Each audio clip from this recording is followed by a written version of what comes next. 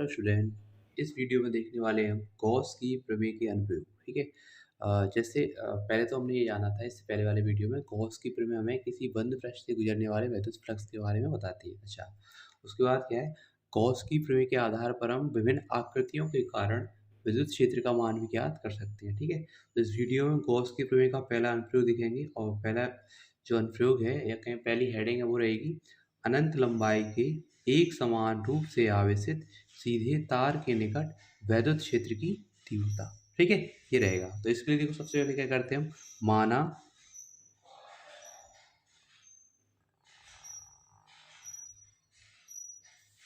अनंत लंबाई का क्या, माना अनंत लंबाई का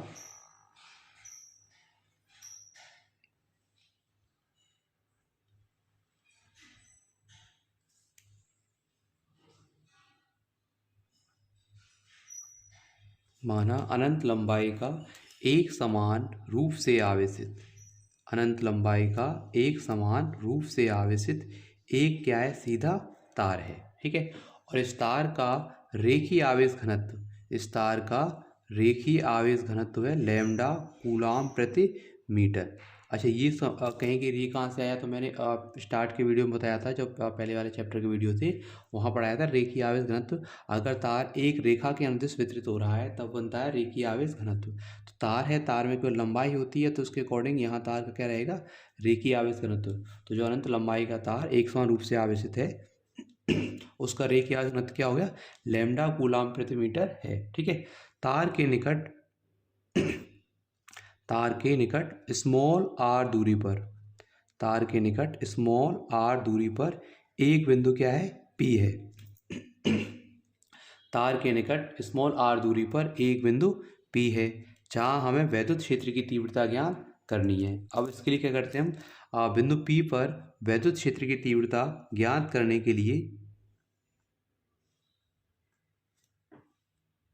तो क्या करते हैं हम, बिंदु पी पर वैद्युत क्षेत्र की तीव्रता ज्ञात करने के लिए कैपिटल एल ऊंचाई, कैपिटल एल ऊंचाई या कैपिटल एल लंबाई व स्मॉल आर त्रिज्या का तार के इधर उधर कहीं हम एक गॉसियन बेलन खींचते हैं। क्या करते हैं, गॉसियन बेलन खींचते हैं। देखो क्या था शुरुआत से, सबसे पहले क्या किया हमने, माना अनंत लंबाई का एक समान रूप से आवेशित क्या एक सीधा तार है जिसका रेखीय आवेश घनत्व क्या लैम्डा कूलाम प्रति मीटर है।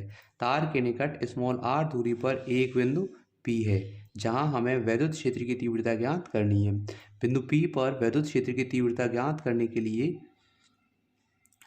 तार के आर पर या तार के दोनों ओर स्मॉल एल ऊंचाई व स्मॉल आर त्रिज्या का समाज गॉसियन, और ये जो कैसा पृष्ठ है, गोलीय बेलन पृष्ठ खींचते हैं। ठीक है, ये हो जाएगा, कैसा पृष्ठ रहेगा तुम्हारा, गॉसियन बेलन पृष्ठ खींचते हैं। अच्छा, क्योंकि तार का विस्तार कैसा है, अनंत है, तार का विस्तार कैसा है, अनंत है, अतः इस तार के कारण गॉसियन बेलन के अगर हम पृष्ठ के किसी बिंदु पर विद्युत क्षेत्र देखें तो विद्युत क्षेत्र जो रहेगा समान होगा और इसकी दिशा क्या है, पृष्ठ के अभिलंबवत बाहर की ओर। और कहीं भी निकालें, यहाँ यहाँ कहीं भी देखें, सभी जगह इस तार के कारण गॉसियन विलन पर अगर हम विद्युत क्षेत्र देखेंगे तो सभी जगह वो रहेगा समान। और इसकी जो दिशा की अगर हम बात करेंगे तो दिशा क्या है, पृष्ठ के अभिलंबवत बाहर की ओर रहेगी। ठीक है, तो अभी के लिए मैं इसको लिख देता हूँ पहले।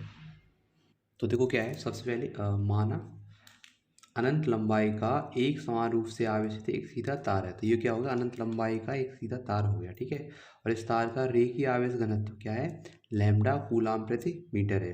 तार के निकट स्मॉल आर दूरी पर एक बिंदु पी है। तो क्या है, देखो तार के निकट स्मॉल आर दूरी पर एक बिंदु क्या हो गया, पी हो गया। ठीक है, और इस बिंदु पी पर ही हमें क्या करना है, वैद्युत क्षेत्र की तीव्रता ज्ञात करनी है। अब इस बिंदु पी पर वैद्युत क्षेत्र की तीव्रता ज्ञात करने के लिए क्या करते हैं, बिंदु पी से गुजरता हुआ, बिंदु पी से गुजरता हुआ स्मॉल आर त्रिज्या व स्मॉल एल ऊंचाई का गोलियन गॉसियन बेलन पृष्ठ खींचते हैं। ठीक है, क्योंकि तार का विस्तार कैसा है, अनंत है, अतः तार के निकट तार के कारण अगर हम देखेंगे गॉसियन बेलन के पृष्ठ के सभी बिंदुओं पर वैद्युत क्षेत्र की तीव्रता समान होगी और कैसी होगी, बाहर की ओर दिष्ट होगी। अब उसके बाद क्या करते हैं, माना ये जो बिंदु पी है इसके चारों ओर एक छोटा क्षेत्रफल सदिश है, बिंदु पी के चारों ओर एक छोटा क्षेत्रफल सदिश है, क्या, वेक्टर डी ए। अच्छा, मैंने कहा था कि पृष्ठ के सभी बिंदुओं पर वैद्युत क्षेत्र की दिशा क्या है, समान और बाहर की ओर दिष्ट होगी। तो यहाँ अगर हम वैद्युत क्षेत्र देखेंगे तो वो भी कैसी होगी, बाहर की तरफ दिष्ट होगी। हमने क्या किया, माना बिंदु P के चारों ओर एक छोटा क्षेत्रफल सदिश का वेक्टर डी है, तब इस क्षेत्रफल सदिश वेक्टर डी से गुजरने वाला वैद्युत फ्लक्स देखते हैं। देखो क्या होगा, तो क्या है, देखो माना ये जो बिंदु P है इसके चारों ओर हमने क्या माना, एक छोटा क्षेत्रफल सदिश का वेक्टर डी है। और अगर हम बिंदु P पर देखें तो वेक्टर डी ए और वेक्टर ई दोनों कैसे हैं, एक ही दिशा में है, ठीक है। तब अगर हम देखेंगे क्षेत्रफल सदिश वेक्टर डी ए से गुजरने वाला वैद्युत फ्लक्स क्या आएगा, डी फाई बराबर vector E dot vector D A. बताया था मैंने तुम्हें, छोटे क्षेत्रफल सदिश वेक्टर डी से गुजरने वाला वैद्युत फ्लक्स क्या होता है, डी फाई बराबर vector E dot vector D A. अच्छा कैसा है ये, अदिश गुणनफल है, तो इसका मान क्या होगा, E D A cos theta. अच्छा हमें पता है बिंदु पी पर ई और डी दोनों कैसे एक ही दिशा में है, तो उस स्थिति में जो थीटा है उसका मान क्या रहेगा, जीरो। तो क्या हो जाएगा तुम्हारा डी फाई बराबर E D A cos zero. Cos zero का मान कितना होता है, एक, तो यहाँ डी फाई ई का मान कितना हो जाएगा, ई डी ए। अच्छा ये हो गया, ये तो हो गया बिंदु पी से गुजरने वाला वैद्युत फ्लक्स। लेकिन गॉस की प्रमेय क्या संपूर्ण पृष्ठ से गुजरने वाला वैद्युत फ्लक्स देखती है, बताती है। अच्छा इसके लिए क्या करते हैं हम, अब गॉसियन बेलन के सिरों पर देखें। अब हम यहाँ देखें तो देखो विद्युत क्षेत्र तो क्या है, बाहर की तरफ दिष्ट रहेगा, ठीक है, ये हो जाएगा। और इसका क्षेत्रफल सदिश है वो किधर रहेगा, ऊपर की तरफ दिष्ट रहेगा, ठीक है। ऐसे अगर हम यहाँ देखें तो विद्युत क्षेत्र बाहर की तरफ दिष्ट हो जाएगा, लेकिन क्षेत्रफल सदिश क्या है वो नीचे की तरफ रहेगा। ये बात हमें यहाँ से पता चल रही है, अगर हम गॉसियन बेलन के सिरों पर देख रहे हैं तो विद्युत क्षेत्र ई और क्षेत्रफल सदिश, विद्युत क्षेत्र ई और क्षेत्रफल सदिश दोनों कैसे हैं, एक दूसरे के लंबवत हैं। तो लंबवत की स्थिति में देखो क्या होगा, देखो क्या देख रहे हैं हम, गॉसियन बेलन के सिरों पर वेक्टर ई व वेक्टर डी एक दूसरे कैसे आ रहे हैं, लंबवत आ रहे हैं। यहाँ हमने देखा ई और डी एक दूसरे के कैसे हो रहे हैं, लंबवत हो रहे हैं। तब अगर हम देखें गॉसियन बेलन के सिरों से गुजरने वाला वैद्युत फ्लक्स, तो क्या होगा, डी फाई बराबर ई डी ए। अब यहाँ थीटा कौन कितना रहेगा तुम्हारा, 90 अंश। अच्छा कॉस 90 कौन क्या होता है, जीरो, तो पूरा ही डी फाई बराबर क्या हो जाएगा, जीरो। तो हम यहाँ देख रहे हैं कि गॉसियन बेलन के सिरों से क्या है, कोई फ्लक्स गुजरने वाला नहीं है, क्योंकि ई और डी एक दूसरे कैसे हैं, लंबवत है। तब क्या है, जो विद्युत फ्लक्स है वो केवल गॉसियन बेलन के क्या है, वक्र पृष्ठ से ही गुजरेगा, ठीक है। तो फिर हम देखेंगे गॉसियन बेलन के वक्र पृष्ठ से गुजरने वाला वैद्युत फ्लक्स। तो देखो गॉसियन बेलन के वक्र पृष्ठ से गुजरने वाला वैद्युत फ्लक्स क्या रहेगा, phi E is equal to समाकलन डी फाई ई, ठीक है। अच्छा डी फाई का मान हमने यहाँ देखा था कितना था, जैसे ये निकल के आया था ई डी ए, ठीक है। तो ये ई डी ए, तो समाकलन ई डी हो गया। अब ई का मान क्या बताया था, गॉसियन बेलन के सभी पृष्ठों पर ई का मान समान है, तो ई क्या आ गया तुम्हारा, बाहर आ गया। तो क्या होगा तुम्हारा, ई समाकलन डी है, ठीक है। अच्छा ये समाकलन डी है, इसका अगर हम समाकलन करेंगे तो ये आएगा ए।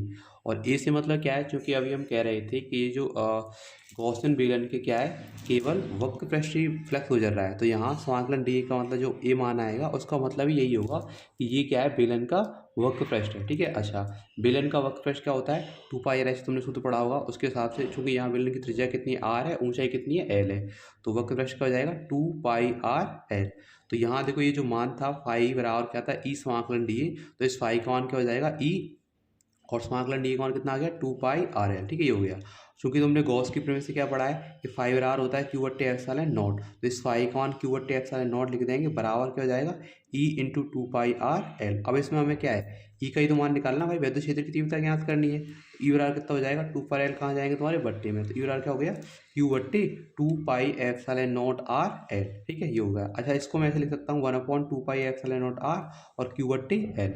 चूंकि तुमने पढ़ा हुआ है रेखीय आवेश घनत्व, लैम्डा का मान क्या होता है, क्यू बट्टे एल, तो ये जो क्यू बट्टे एल है इसका मान कितना हो जाएगा, लैम्डा, तो फ्री का मान कितना हो जाएगा, 1/2 pi epsilon naught r into lambda, ठीक है, ये हो गया। अच्छा लैम्डा का अगर गुणा कर देंगे तो क्या बन जाएगा तुम्हारा फाइनली सूत्र, ई बराबर लैम्डा बटे 2 पाई एप्सिलॉन नॉट आर। ये हो गया अनंत लंबाई के एक समान रूप से आवेशित सीधे तार के कारण वैद्युत क्षेत्र की तीव्रता, या उसके निकट देखेंगे हम वैद्युत क्षेत्र की तीव्रता। अच्छा इस सूत्र को हम ऊपर नीचे अगर 2 से गुणा करें तो इसको हम इस प्रकार भी लिख सकते हैं, 1/4 पाई एप्सिलॉन नॉट 2 लैम्डा बटे आर। इसका उपयोग हम कर लेंगे सवालों को हल करने में। ये आपकी हेडिंग हो गई अनंत लंबाई के एक समान रूप से आवेशित सीधे तार के कारण विद्युत क्षेत्र की तीव्रता, और इसका सूत्र क्या आया, ई बराबर लैम्डा बटे 2 पाई एप्सिलॉन नॉट आर।